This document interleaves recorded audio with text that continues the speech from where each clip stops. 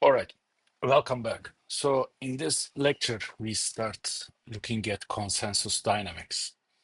So in the previous lecture, we learned undirected and directed graphs. This is an undirected graphs because there is no directed arrow. Everybody exchange information with each other. And likewise, agent 1 is just communicating with the agent 2, so its degree is 1. Agent 2 exchange information with 1, 3, and 4, so its degree is 3, and exchanging information with 1, 3, and 4. Likewise, first agent only exchange information with agent 2, so -1. So this is like the how we construct the Laplacian matrix. You can also construct first find the degree matrix, then find the adjacency matrix, these of diagonal terms, then L equals to D minus A. You can also construct that way or my way, up to you. So for these four agents, if you define the state vector like x1, x2, x3, and x4, then you can compactly write x dot equals to minus L multiplied by x. I don't want to go back and forth, but if we go to the two videos before, so that's how we basically constructed a dynamics like this, x1 dot equals to minus Lx, which is minus x1 minus x2 x2 minus x1 for the consensus dynamics, which at the beginning of the previous lecture we even wrote it like x dot equals to minus Lx type of a form, which we recover again, x dot equals to minus Lx represents the compactly consensus dynamics. But it is often important, right? We would like to write this agent-wise, right? For example, when we simulate things, x1 dot becomes, if we look at here, minus sign outside, minus sign outside, x1, x1 minus x2. If you look at the second agent, you can either write it like minus in parentheses 3x2 minus x1 minus x3 minus x4, or you can write it like this. I prefer that way instead of writing everything inside one parenthesis. It directly shows that its degree is 3. It exchanges 3 bit of an information, and it exchanges information with the first agent, with the third agent, and with the fourth agent. So I like it writing like that, but of course you can write minus in parentheses 3x2 minus the others. It's personal preference. And instead of writing like this for any undirected graph, right? There is a possibility agent 1 can communicate with other agents like 3 or 4. So people come up with this summation notion. So xi dot is the summation with minus sign because of this Laplacian. I tilde j. It means, or I sim j. I think sim is the correct name for this symbol. So it means my neighbors, neighbors, and basically agent I exchanges information with sim with its neighbors. So this kind of captures my neighbors. So if you look at only for agent 1, xi equals to 1, agent 1's neighbor is just 2, so it only exchanges information with its minus sign x1 minus x2. If you look at agent 2, my neighbors is 1, 3, and 4, so I exchange information with 1, 3, and 4. So this the result, the application of the summation notion to agent 2 becomes this expression. So anyway, so this was the compact form, which is good for analysis. This is the agent-wise dynamics of each agent-wise. I like it to start if I'm writing a research paper on consensus, let's say. I start with this, then for analysis, I write compact form, so on and so forth. So, what do we expect from this consensus protocol? You already have an intuition from the last lectures, right? Each agent to approach its neighboring agents. Agent 1 drives itself toward agent 2. Agent 2 drives itself toward 1, 3, and 4. So, to the middle of these three agents, agent 1 will drive itself toward agent 2 only. So since each agent approach to the their neighbors, we expect all agent information exchange between I and j, any I and j, 1 to 4, 1 to n, to be 0 as t goes to infinity. And in fact, for when you have an undirected and connected graph, that's very important. The point that every agent will converge, again, remember, this is semi-stability. If you remember from a couple lectures back, when it is semi-stability, we know all agents will approach each other, but that final convergence point depends on initial conditions.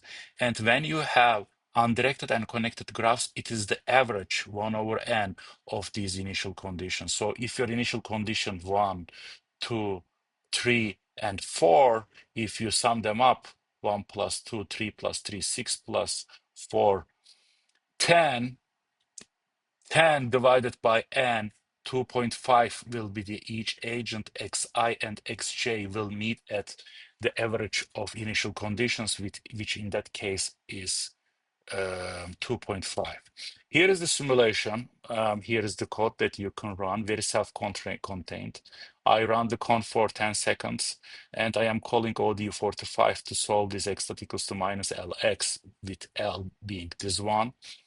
So as you can expect, each agent converge to each other. And this final convergence point 1 depends, it needs to be since this is an undirected and connected graph, must be the average of the initial conditions. What are my initial conditions? 3, minus 2, 1, and 2. If you sum them up, 3 minus 2 is 1, 1 plus 1 is 2, 2 plus 2 is 4. So 4 divided by 4, since we have 1 over n, 4 agents, 4 divided 4 is 1. So it is not surprising for this undirected and connected graph, each agent converges to 1, or each agent converges to each other. Now, convergence time, if you go to MATLAB and write eigenvalues of this matrix, or I get my eigenvalues of, I wrote it L here, but it should be really minus L. Minus L has eigenvalues. The first one was 0. Second one, which is close to the imaginary axis, is minus 1, which is denoted here. So if you would like to calculate the setting time, convergence time, coming from these properties of Euler number, 4 divided by that minus 1, or the absolute value of 1. This is supposed to be absolute value, not like brackets. 4 divided by absolute value of minus 1.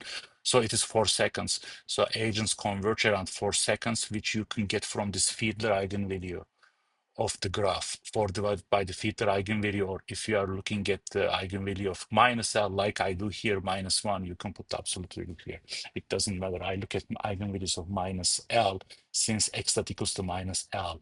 Minus L is my system matrix, but it is the same way.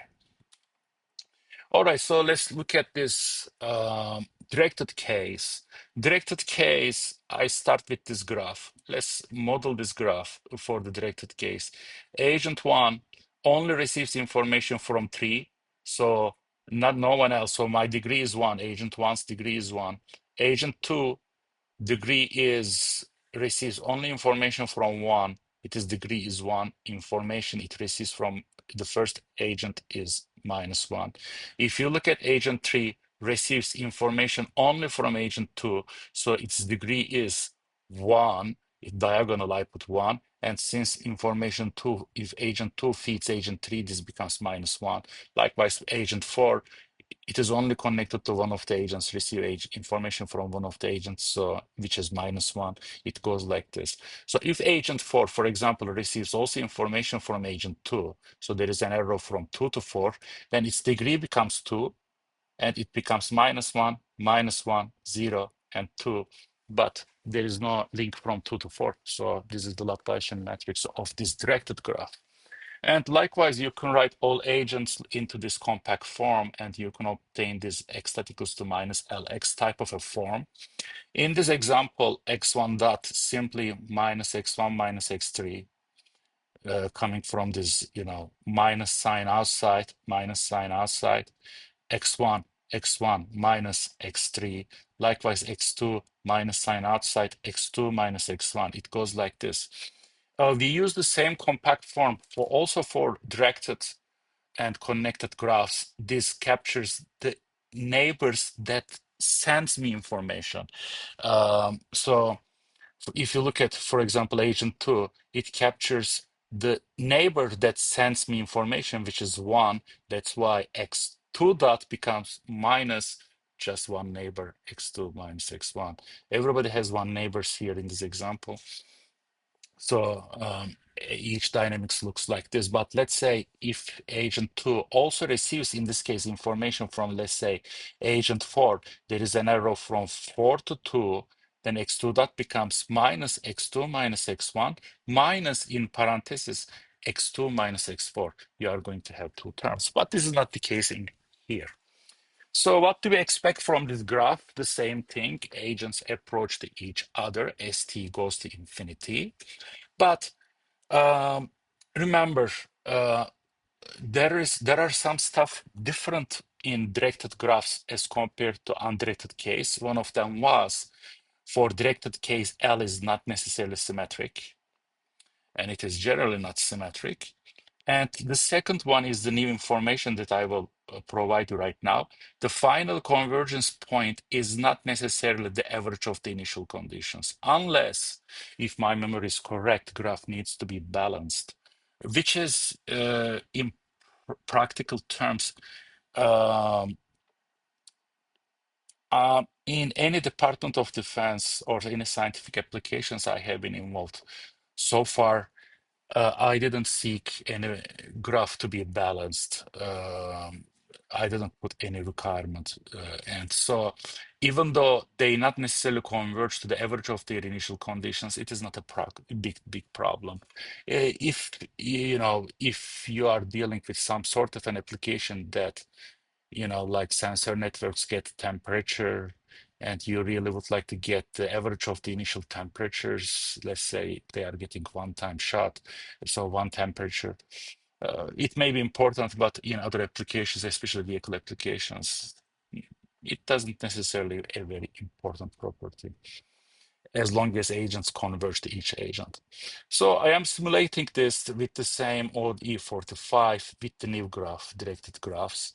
Initial conditions are the same. Their summation is 3 minus 2, 1 plus 1, 2, 4. 4 divided by 4 is 1. But agents in this example, they do not converge to 1. I didn't change the initial condition. I changed the graph from directed to um, the undirected to directed case. Now, in this case, I also look at the eigenvalue of minus L. The first eigenvalue is 0, as expected, right? The second one, which is the Fiedler eigenvalue, the one close to the imaginary axis, I am looking at the eigenvalues of minus L. So second eigenvalue of minus L is minus 1. So there is a typo again. It needs to be minus here. So in this case, it is similar to the previous example. I didn't intentionally choose a graph that gives minus 1. It does. Those agents converge around 4 seconds or enters to this 5% bound and never leaves there. So, and there is some residual going on, but this Fiedler eigenvalue captures the convergence pretty well. So, as this being said, I would like to end this discussion on consensus dynamics with the formation example. We can take a consensus algorithm, which is looking like this one, x dot equals to summation xi minus xj with minus sign here. I have the same one here, same consensus dynamics, but I added xi and xj. These are the new players. So I just added, like I subtracted wherever I see xi, I wrote xi minus xci. Wherever I saw xj, I wrote xj minus xcj. And these xc's determine the shape of your formation. First of all, before I introduce you the shape, I would like to provide an analysis, a simple analysis. I am performing this state transformation. I am defining zi, which is equals to xi minus xci. Then I am taking the derivative of zi, so zi dot becomes xi dot minus xci dot, but these are just constant numbers. So then I have zi dot equals to xi dot, but xi dot is really, this is zi this is Zj. So we have Zi minus Zj. So this is the consensus dynamics, but consensus dynamics applies to the Z dynamics, the transformed Z dynamics, which implies that eventually Z1 will be equal to Z2, equal to all the way up to Zn, or in other words, a constant will be equal to Z1, which is x1 minus Cn, x2 minus Cn2, all the way up to xn minus Cn. If we look at our four agents case, agents eventually at steady state will converge their constant, and at that constant, Z1 will be equal to Z2, will be equal to Z3, and Z4. Now, all right, so let's say this constant is 5. Okay, why not?